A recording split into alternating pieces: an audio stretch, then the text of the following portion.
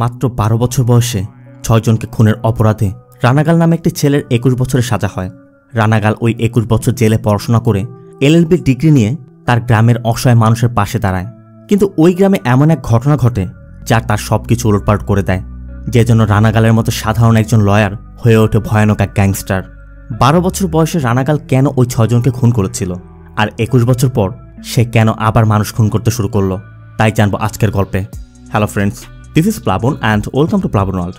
বলছি 2024 সালে কন্নড় ভাষায় মুক্তি পাওয়া অ্যাকশন ক্রাইম থ্রিলার মুভি ভাইরাথি রানাগালের কথা। গল্পের শুরুটা কর্ণাটকের রোনাপুরাতে ইল্লিগাল মাইনিং, মানি লন্ডারিং এবং আরও অনেক ক্রাইমের জন্য রোনাপুরার গ্যাংস্টার ভাইরাথি রানাগাল সিবিআইয়ের কাছে আত্মসমর্পণ করেছে। রানাগাল এই এলাকার মানুষের কাছে ঈশ্বরের মতন, তাই রানাগালের মুক্তির দাবিতে পুরো শহরে প্রোটেস্ট করা হচ্ছে। হাজার হাজার মানুষ কারাগারের সামনে দাঁড়িয়ে স্লোগান দিচ্ছে। অবস্থা এতটাই বেগতিক, পুলিশ কোনোভাবেই সামাল দিতে পারছে না।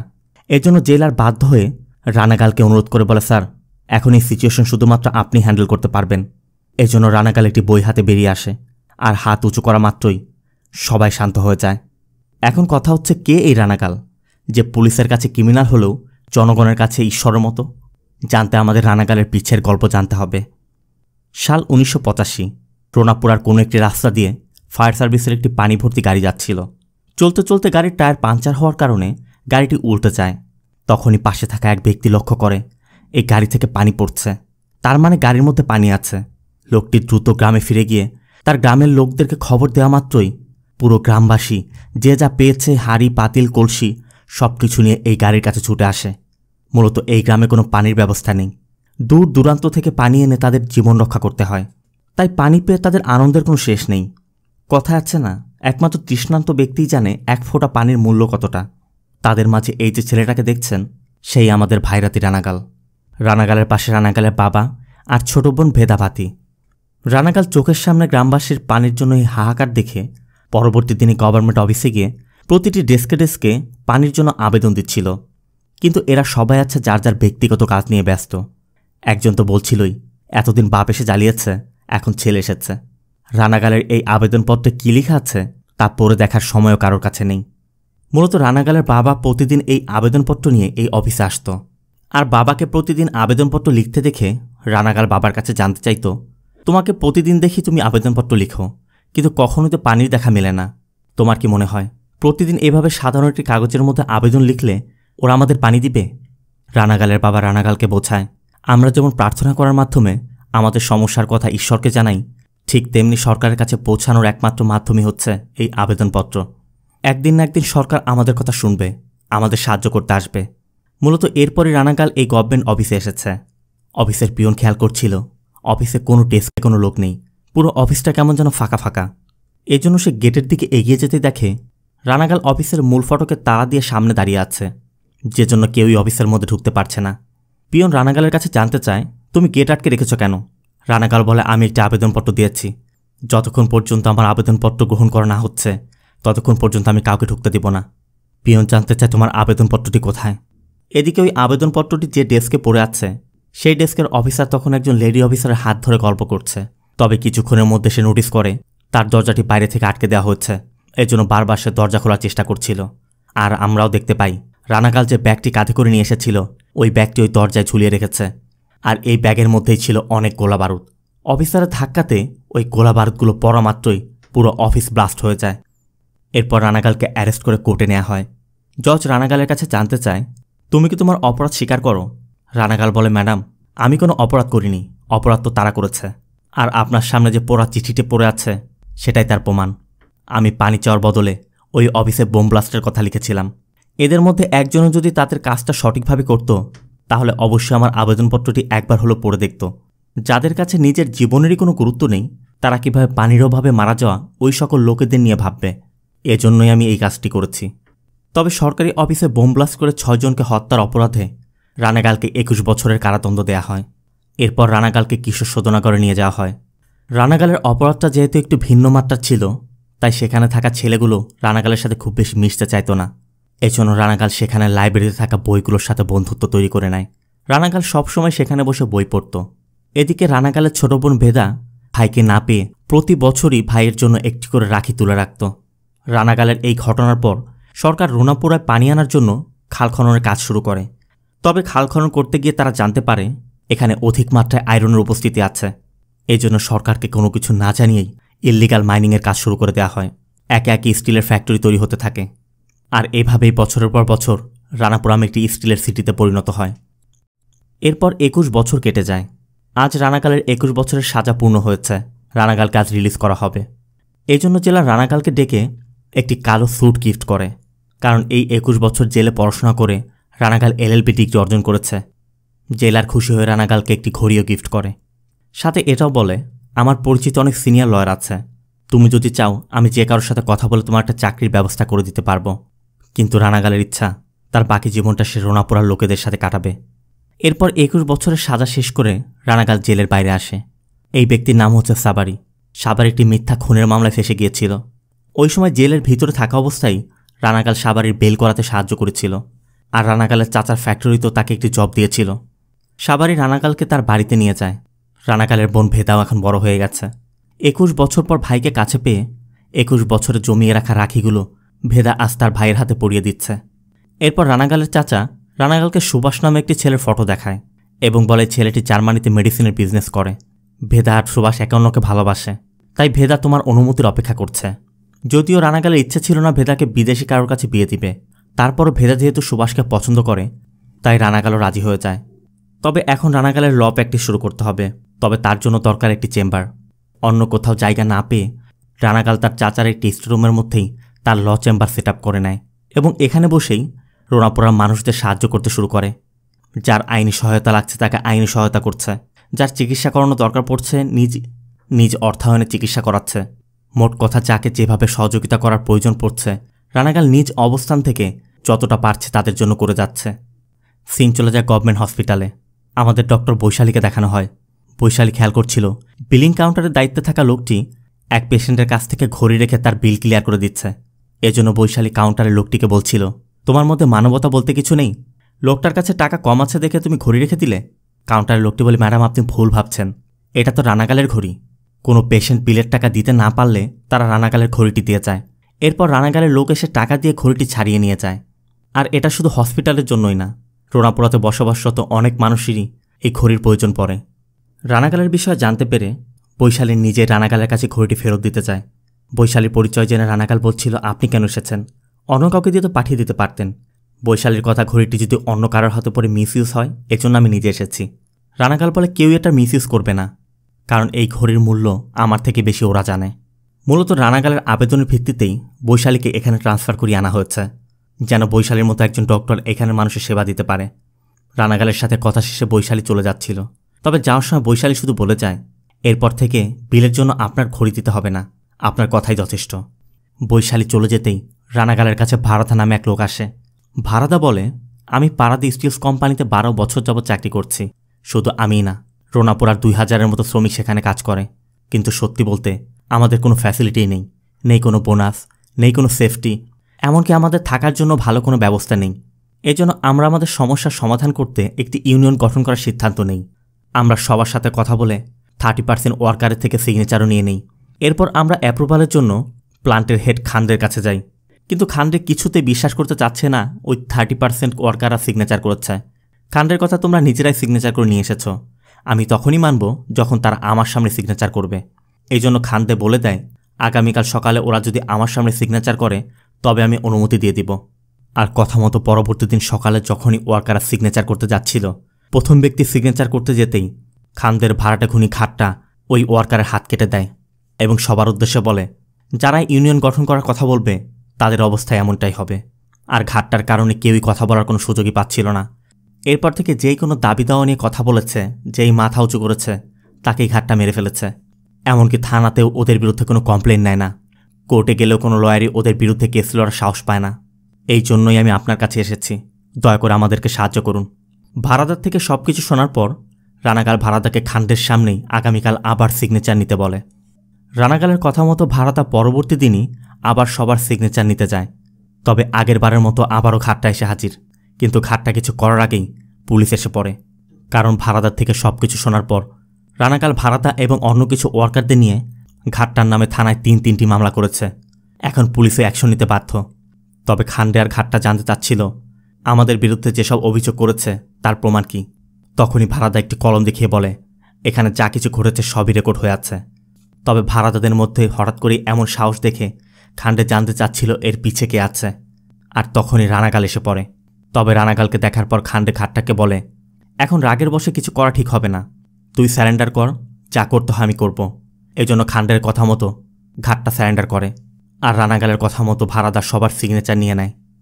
তবে শ্রমিকদের ইউনিয়ন গঠনে খান্ডের বাধা দেওয়ার পিছেও একটি বিশেষ কারণ আছে, আর সে হচ্ছে পারান্দে। এই স্টিলের বিজনেসের একক আধিপত্য করতে পারান্দে অন্য সকল বিজনেসম্যানদেরকে তাদের কোম্পানিকে তার কাছে বিক্রি করতে বাধ্য করছে। পারান্দের কথা, তার কোম্পানিতে শুধুমাত্র শ্রমিক থাকবে, শ্রমিকদের কোনো ইউনিয়ন থাকবে না। আর এজন্যই মূলত খান্ডে শ্রমিক ইউনিয়ন করতে দিচ্ছে না। তবে শ্রমিকরা জানার পরই সব কাজ বন্ধ করে স্ট্রাইকে চলে যায়। আর শ্রমিকদের স্ট্রাইকের কথা শুনে পারান্দের নিচে স্টিল ফ্যাক্টরিতে চলে আসে। খান্ডেও পারান্দেকে জানায় যে রানাগালের উস্কানিতেই এই শ্রমিকেরা স্ট্রাইক করেছে।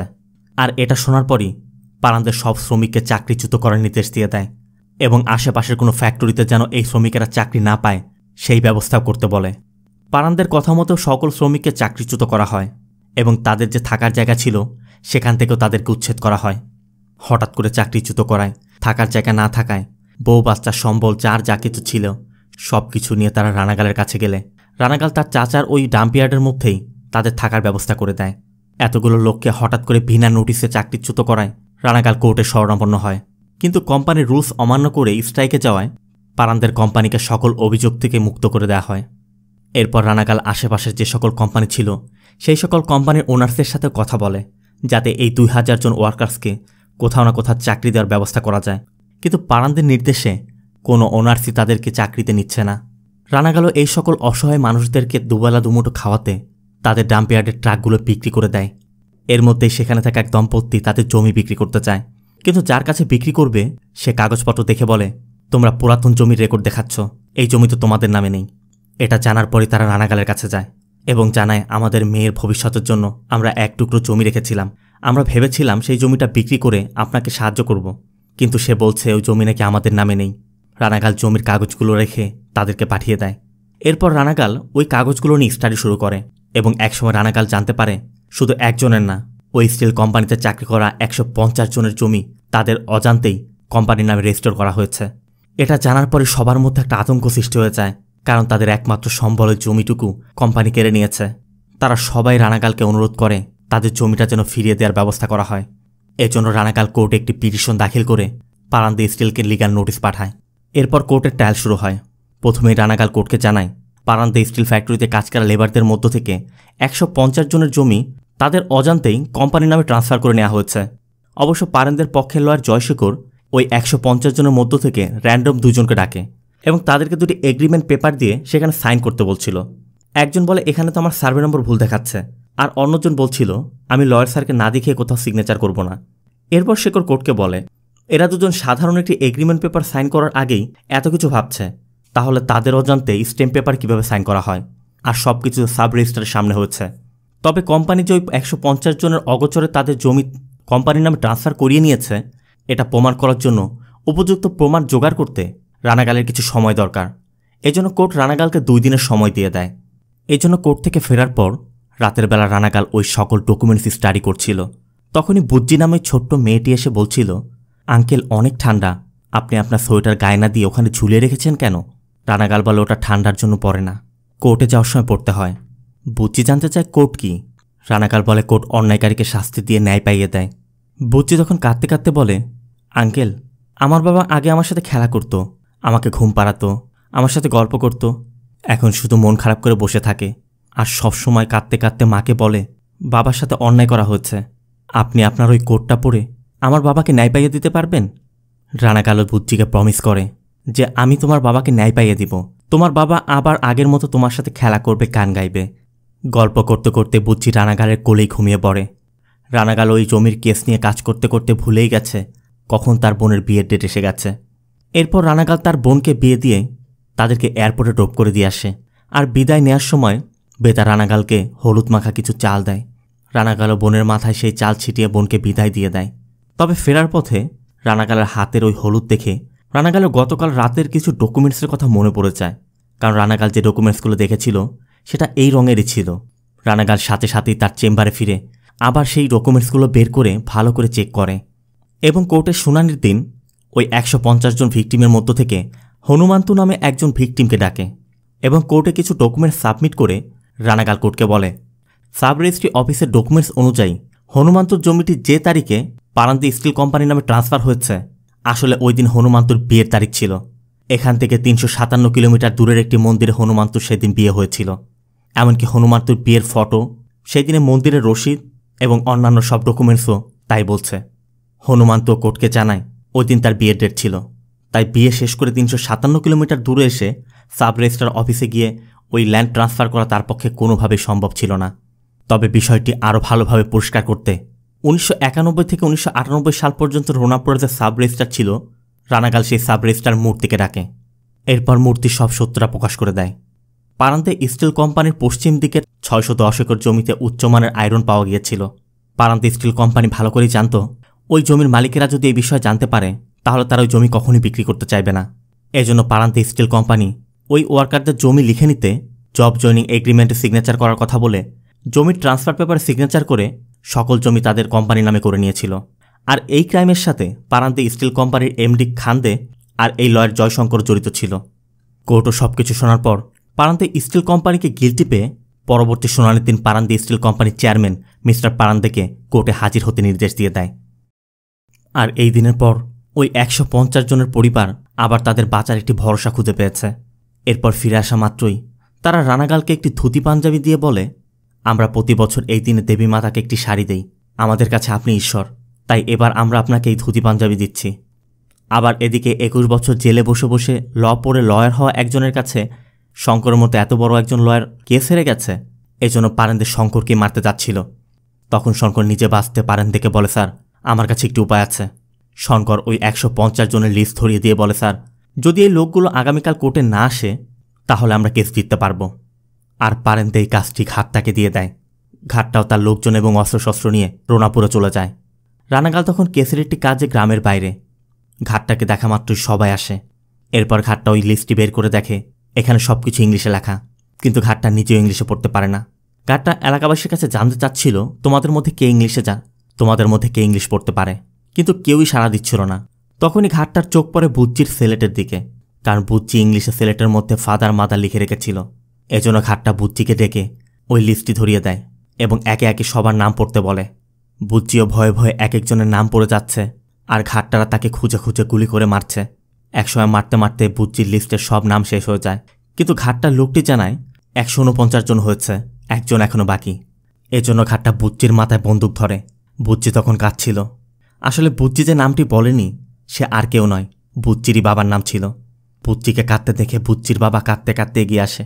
ঘাটটাও তখন বলছিল, বাবা নাকি মেয়েকে বাঁচায়, আজ তো তোর মেয়েই তোকে বাঁচিয়েছে।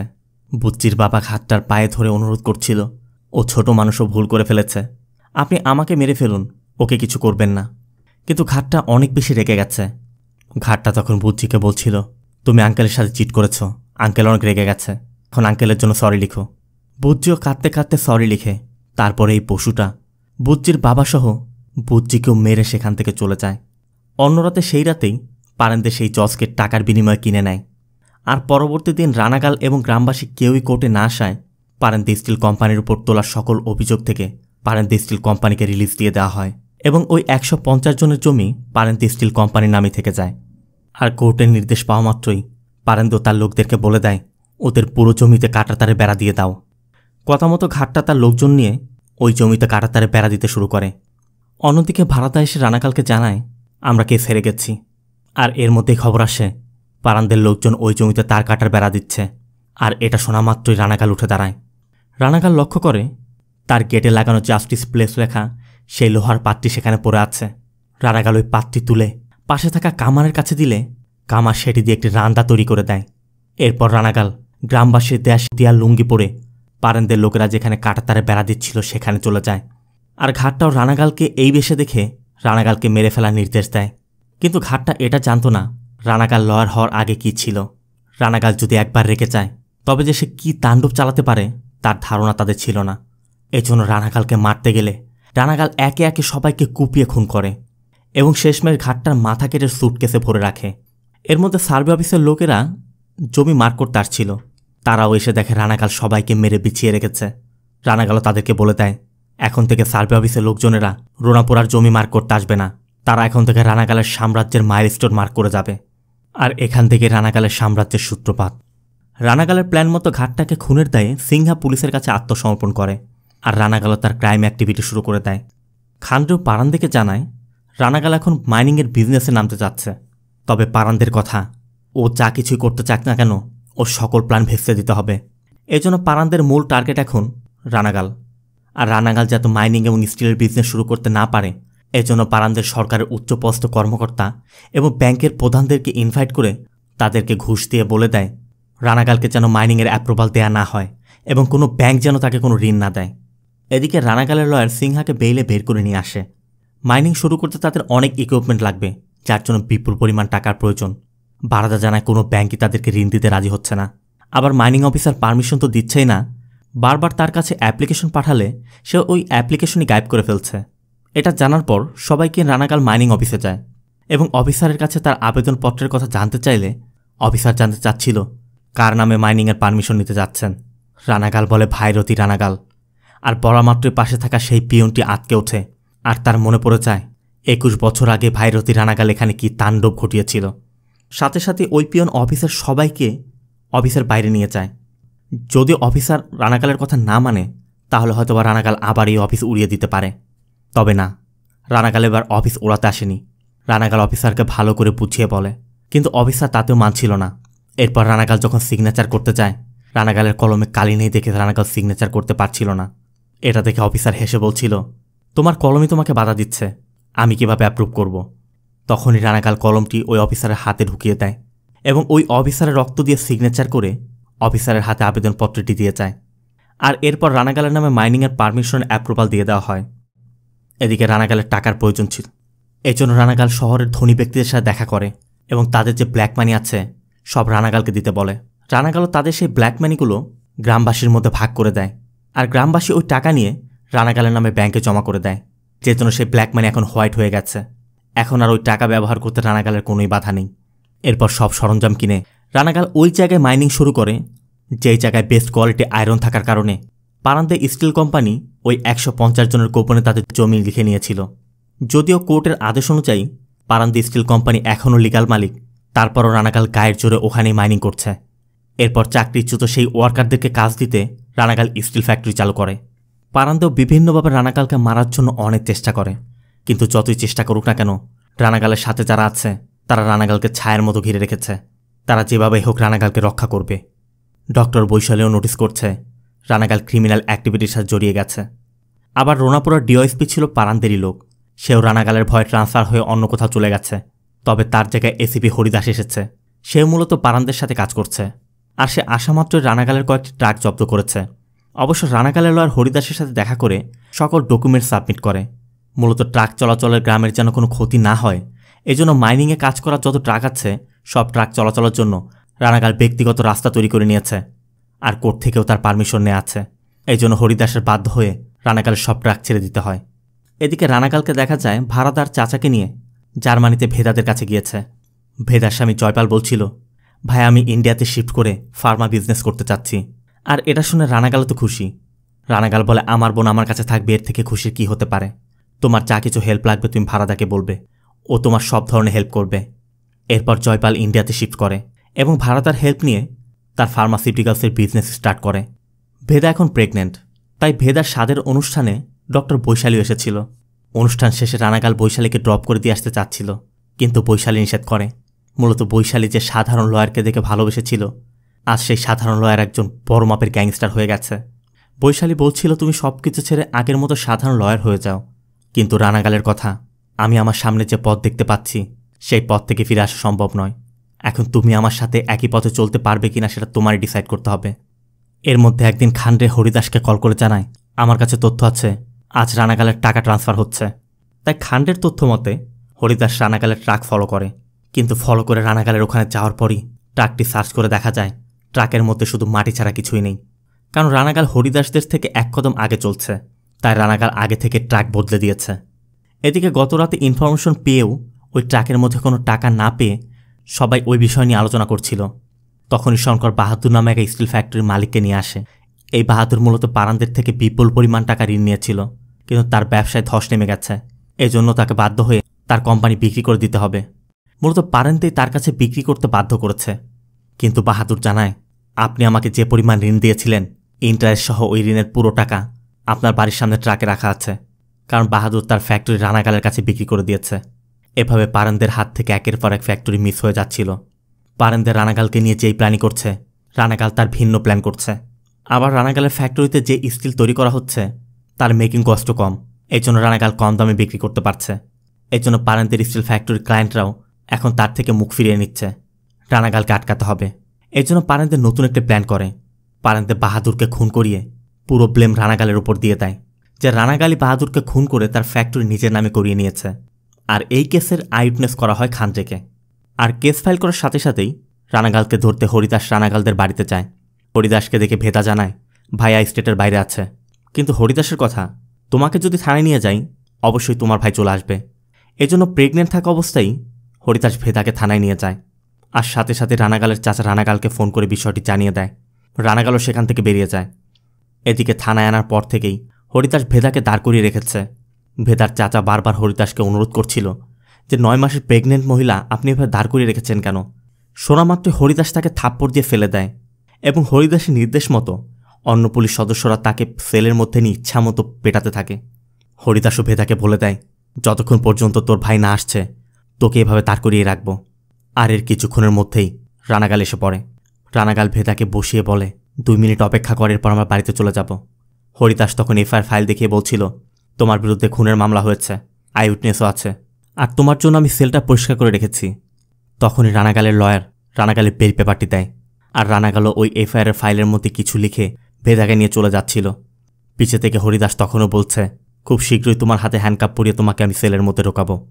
এটা শোনা মাত্রই রানাগাল সেখান থেকে হ্যান্ডকাপ নিয়ে মূল দরজায় লাগিয়ে দেয়। এরপর সিংহাকে দেখা যায় পুরো থানায় পেট্রোল ঢালছে।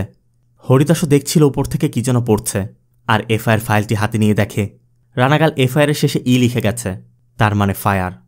সাথে সাথে পুরো থানায় আগুন জ্বলে ওঠে। আর পুলিশ সদস্যরা নিজেদের বাঁচাতে ওই সেলের মধ্যে গিয়ে আশ্রয় নেয়। বাহাদুর মারা যাওয়ার আগে যেহেতু বাহাদুরের সব প্রপার্টি রানাগাল কিনে নিয়েছিল, তাই সেফটির জন্য রানাগাল ভেদাকে নিয়ে বাহাদুরের বাংলোতে শিফট করে। আর পুরো বাড়ির সিকিউরিটি বাড়িয়ে দেওয়া হয়। ওই রাতেই রানাগাল এই কেসের একমাত্র আইউটনেস খান্ডের কাছে যায় এবং পরবর্তী দিন সকাল হতেই হেলিকপ্টারে করে পারেনদের অফিসে যায় এবং পারেনদের সিকিউরিটিদেরকে মেরে পারেনদের অফিসে ঢুকে পারেনদেরকে খান্ডের চোখ দুটো দেখায়। মানে পারেনদের যেহেতু খান্ডেকে আইউটনেস বানিয়েছিল, তাই রানাগাল সেই আই দুটোই তার জন্য নিয়ে এসেছে। রানাগাল শুধু পারেনদেরকে বলে দেয়, এরপর থেকে রোনাপোড়ার ওপর যেন কোনো অশুভ দৃষ্টি না পড়ে। কিন্তু পারেনদের রোনাপোড়া থেকে রানাগালের নাম ও নিশান মুছে ফেলতে চাচ্ছিল। এরপর রানাগালের একক আধিপত্যে রোনাপোড়াতে সকল কর্মকাণ্ড চলছিল। রানাগাল সেখানের মানুষের জন্য হসপিটাল প্রতিষ্ঠা করে এবং পড়াশোনার জন্য স্কুল কলেজ সবকিছু তৈরি করতে শুরু করে। কিন্তু এর মধ্যে এক দুর্ঘটনা ঘটে যায়। একই দিনে রানাগালের হসপিটালের 80 জন পেশেন্টের মৃত্যু হয়। শোনা মাত্রই রানাগাল হসপিটালে ছুটে যায়। পুরো হসপিটালে মেঝেতে তখন লাশ আর লাশ। এদিকে হসপিটালের ফার্মেসির ইনচার্জ ভাড়াদাকে কল করে জানায় 80 জনের মৃত্যু হয়েছে, রানাগাল হসপিটালে আছে, এখন কি হবে আমি কিছুই বুঝতে পারছি না। ভাড়াদা শুধু বলে, রানাগাল যেন এই বিষয়ে কিছুই জানতে না পারে, যেভাবেই হোক ম্যানেজ করো। কারণ রানাগালের হসপিটালে যে সকল মেডিসিন ব্যবহার করা হয় সবই বেদার হাজব্যান্ড এবং ভাড়াদার ফার্মাসিউটিক্যালস থেকে আসে। এদিকে বৈশালীও রানাগালকে জানায় এই পেশেন্টদের চিকিৎসার কাজে যে সকল মেডিসিন ব্যবহার করা হচ্ছিল সবই অকেজো মেডিসিন ছিল। আর এটা শোনার পরই রানাগাল ওই হসপিটালে মেডিকেল ইনচার্জকে নিয়ে ভাড়াদার ওখানে যায়। আর এরপরই বেরিয়ে আসে ভাড়াদার আসল চেহারা। ভাড়াদা বলছিল, তুমি একজন সাধারণ লয়ার ছিলে, আমি ছিলাম ওই ইউনিয়নের লিডার, আমি তোমার কাছে হেল্পের জন্য গিয়েছিলাম, আর তুমি আমাকে হেল্প করতে এসেই তুমি সবার কাছে হিরো হয়ে উঠেছ। এ পর্যন্ত যা কিছু হয়েছে সবই তোমার হয়েছে, নাম হয়েছে, খ্যাতি হয়েছে, ক্ষমতা হয়েছে, আর আমি কি পেয়েছি? এর জন্যই ভাড়াদা লোভে পড়ে বেদার স্বামীর সাথে হাত মিলিয়ে 2 নম্বর মেডিসিনের ব্যবসা শুরু করেছে। জয়পাল যেহেতু ভেদার স্বামী আর রানাগাল ভেদার জন্য সবকিছু করতে পারে, ভাড়াদার ভেদার স্বামী জয়পাল রানাগালের বিশ্বাসকে পুঁজি করে এই ব্যবসা চালাচ্ছিল। তবে এটা জানার পরই রানাগাল ভাড়াদাকে মেরে ফেলে। এখন বাকি থাকলো ভেদার স্বামী জয়পাল। রানাগাল জয়পালের পুরো ফ্যাক্টরি জ্বালিয়ে দেয়। ওই রাতেই জয়পাল জার্মানি থেকে ফিরছিল। রানাগাল জয়পালকে বাড়িতে না নিয়ে অন্য একটি জায়গায় নিয়ে যায়। রানাগাল জয়পালকে শুধু বলে, আমার বোনের স্বামীর মেডিসিনে মানুষের চিকিৎসা হচ্ছে, আমি গর্ব করে সেটা বলতাম, কিন্তু আমি কখনো ভাবিনি তোমার সাপ্লাই করা মেডিসিনে এত মানুষের মৃত্যু হবে। তারপর জয়পাল বুক ফুলিয়ে বলছে, আমি শুধুমাত্র টাকা ইনকাম করতে ইন্ডিয়াতে এসেছিলাম, আর মেডিসিন ফিল্ডে এমন হওয়াটাই স্বাভাবিক। আর যারা মারা গেছে তাদের জন্য যেহেতু আপনার এত সহমর্মিতা, আপনি বলুন কত টাকা দিতে হবে, আমি তাদের ক্ষতিপূরণ দিয়ে দিব। বোনের স্বামীর ভালোর জন্য কয়েকটা জীবনই তো চলে গেছে, এতে এমন কি হয়েছে? জয়পাল ভেদার কথা বলে ব্ল্যাকমেইল করার চেষ্টা করছিল, কিন্তু তখনই রানাগাল জয়পালের গলা কেটে জয়পালকে খুন করে। রানাগাল শুধু বলে, আমি ওই মানুষদের জন্য যে কারোর স্যাক্রিফাইস করতে পারি, কিন্তু কারোর জন্য আমি ওই মানুষদেরকে স্যাক্রিফাইস করতে পারি না। এদিকে ভেদা তার স্বামীর অপেক্ষায় না খেয়ে বসে আছে। রানাগাল জানতে চায়, তুই খেয়েছিস? ভেদা বলে, ওর জন্য অপেক্ষা করছি। রানাগাল তখন ভেদার হাত ধরে ভেদাকে বলে, আমাকে একটু ওয়াদা করতে হবে, তুই কখনো আমাকে ছেড়ে যেতে পারবি না, কিন্তু কেন কখনই প্রশ্ন করবি না, তোর স্বামী কখনই ফিরে আসবে না। বলেই রানাগাল চলে যায়। আর ভেদার হাতের রক্ত দেখে ভেদাও বুঝতে পারে তার স্বামী আর বেঁচে নেই। ওই রাতেই ভেদার লেবার পেইন উঠলে ভেদাকে হসপিটালে নেওয়া হয়। এরপর ভেদার বাচ্চা জন্ম নেয়। ভেদা রানাগালকে দেয়া ওয়াদা ঠিকই রেখেছে, কিন্তু রানাগালের সাথে চিরদিনের জন্য কথা বন্ধ করে দিয়েছে। অন্যদিকে বৈশালীর বাবা বৈশালীকে বলছিল, এতদিন পর্যন্ত তুই যা কিছু সিদ্ধান্ত নিয়েছিস আমি কখনোই তোকে নিষেধ করিনি, কিন্তু জীবনে প্রথমবার আমার মনে হচ্ছে তুই ভুল সিদ্ধান্ত নিতে যাচ্ছিস। আমি যখন ভাবতাম আমার মেয়ের স্বামী একজন সাধারণ লয়ার, তখন আমার গর্ব হতো, কিন্তু এখন আমার ভয় হচ্ছে। তাই তোমার পরবর্তী সিদ্ধান্ত আমি তোমার উপরে ছেড়ে দিচ্ছি, তুমি যে সিদ্ধান্তই নাও ভেবেচিন্তে নিও।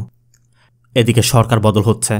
যে পার্টি ক্ষমতায় আসছে সেই পার্টি থেকে সভাপতি নামে একজনকে সিএম হিসেবে অ্যাপয়েন্ট করার কথা ছিল, কিন্তু পার্টি প্রেসিডেন্ট রঘুবীর তার ছোট ভাই গুরুকান্তকে সিএম বানাতে সভাপতিকে একটি হানি ট্র্যাপ স্ক্যান্ডালে ফাঁসিয়ে দেয়। এদিকে পারেন্দ্র রঘুবীরের সাথে দেখা করে এবং রঘুবীরকে অফার করে যে আপনার হাতে যে এমএলএ আছে তাদের যে আর্থিক বিষয়টা আমি সব কিছু দেখব, আপনি শুধু আমার হয়ে একজনকে ধ্বংস করবেন, মানে রানাগালানকে ধ্বংস করতে হবে। রঘুবীরও বিপুল পরিমাণ টাকা পেয়ে পারেন্দ্রের প্রস্তাবে রাজি হয়ে যায় এবং পারেন্দ্রের কথা মতো রানাগালের সকল মাইনিং এবং ফ্যাক্টরি সিলগালা করে দেয়। রানাগালের লয়ারও রানাগালকে জানায় পরবর্তী 2.5 বছরের জন্য সরকার ওর হাতে থাকবে, আমাদের সব কিছুই সিল করে দিয়েছে। কিন্তু যেদিন সিএমের নাম ঘোষণা করা হবে ঠিক সেই দিনই এমন এক ঘটনা ঘটে যায় যা পুরো খেলাকেই পাল্টে দেয়। গুরুবীরের হাতে যে এমএলএ ছিল, মানে যাদেরকে তারা টাকা দিয়েছিল, তারা রাতারাতি তাকে ছেড়ে সভাপতির পার্টিতে যোগ দিয়েছে, কারণ রানাগাল প্রত্যেকটা এমএলএর ওজন করে করে তাদেরকে সমপরিমাণ টাকা দিয়েছে, যে জন্য সভাপতি স্টেটের পরবর্তী সিএম হয়ে যায়। আর সাথে সাথে রানাগালের মাইনিং এবং ফ্যাক্টরির উপর দেওয়া নিষেধাজ্ঞা তুলে আবারও খুলে দেওয়া হয়। এদিকে বৈশালী রানাগালের সাথে কাটানো সময়গুলোর কথা ভাবছে। রানাগাল যখন একজন সাধারণ লয়ার ছিল তখন কেমন ছিল, আর এখন রানাগাল কেমন হয়েছে। আবার বৈশালী তার বাবার কথাগুলোও ভাবছে। অনেক চিন্তাভাবনা করে বৈশালী রানাগালের সাথে দেখা করে রানাগালকে একটি বই দেয় এবং বলে, এই বইতে 2টা পার্সোনালিটি আছে, একটা আমি পছন্দ করি, আরেকটা তুমি। মানে রানাগালের বর্তমান পার্সোনালিটি বৈশালী মোটেও পছন্দ করছে না। বৈশালী শুধু রানাগালকে বলে যায়, দুজনের পথ যদি ভিন্ন হয় তাহলে কখনই একসাথে হাঁটা সম্ভব নয়। অন্যদিকে জয়শঙ্কর পারেন্দ্রকে জানায় তাদের সকল কোম্পানি সিজ করে দেওয়া হচ্ছে এবং রানাগালের সব আবার ওপেন করে দেওয়া হচ্ছে। আপাতত জমি আর সম্মানের কথা না ভেবে নিজেদের জীবন বাঁচানো উচিত, কিন্তু পারেন্দ্রের রোনা পড়ার জন্য জীবন দিতেও রাজি। এই জন্য রাগের বসে জয়শঙ্করকে পিটিয়ে হত্যা করে। সব দিক থেকে চাপের মধ্যে পড়ে পারেন্দ্র কিছুতেই মানতে পারছে না, এজন্য পারেন্দ্র রানাগালকে মারতে রোনা পড়াতে চলে যায়। এরপর রানাগাল আর পারেন্দ্রের মধ্যে তুমুল ফাইট হয়। এক পর্যায়ে রানাগাল পারেন্দ্রের বুকে রড ঢুকিয়ে দেয়। পারেন্দ্রের মুঠির মধ্যে মাটি দেখে রানাগাল ওই মাটিটি নিয়ে বলছিল, 2 মিনিটও তোর হাতে আমি মাটি রাখতে দেইনি, আর তুই আমার কাছ থেকে রোনাপড়া কেড়ে নিতে এসেছিস। তোর কাছে এই মাটি শুধুমাত্র টাকা, আর আমার কাছে হাজারো মানুষের জীবিকা। পারেন্দ্রকে শেষ করার পর রোনাপড়ার উপর জন্য আর কারো নজর না পড়ে রানাগাল এখন সেই ব্যবস্থাই করবে। অন্যদিকে রানাগালের প্ল্যানের কারণে হেরে গিয়ে গুরুবীর আবার নতুন করে তার পার্টির কার্যক্রম শুরু করেছে। গুরুবীরের ইচ্ছা ছিল তার ছোট ভাইকে সিএম বানানো, তাই গুরুবীর সবাইকে সরিয়ে তার ছোট ভাইকে সিএমের চেয়ারে বসায়। আর রানাগালের উপর প্রতিশোধ নিতে তার নজর এখন রোনাপড়ার উপর। আর রানাগালকে থামাতে পুলিশ একটু ভিন্ন পন্থা অবলম্বন করে। পুলিশের পক্ষ থেকে গণা নামে একজন অফিসারকে আন্ডার কভার হিসেবে পাঠানো হয়। রানাগাল কি পারবে গুরুবীর আর এই আন্ডার কভার অফিসার থেকে বাঁচতে? একদিকে গুরুবীর, অন্যদিকে ওই আন্ডার কভার অফিসার গণা। রানাগালকে ধ্বংস করতে তারা দুজন এখন কী কী পদক্ষেপ নেবে, আর রানাগালি বা রোনাপড়াতে তার সাম্রাজ্য টিকিয়ে রাখতে কী করবে, সেটা জানতে আমাদের মুভির পরবর্তী পার্ট দেখতে হবে। আপনারা যদি পরবর্তী স্টোরিটি দেখতে চান তাহলে অবশ্যই কমেন্টে আমাকে পার্ট 2 লিখে জানাবেন। আমি আপনাদের জন্য পরবর্তী স্টোরিটি নিয়ে আসবো। তবে এর জন্য আপনাদের খুব বেশি অপেক্ষা করতে হবে না। খুব শীঘ্রই দেখা হচ্ছে এই মুভিটির সেকেন্ড পার্ট নিয়ে। এই মুভির সেকেন্ড পার্ট দেখতে চ্যানেলটিকে সাবস্ক্রাইব করতে একদম ভুল করবেন না।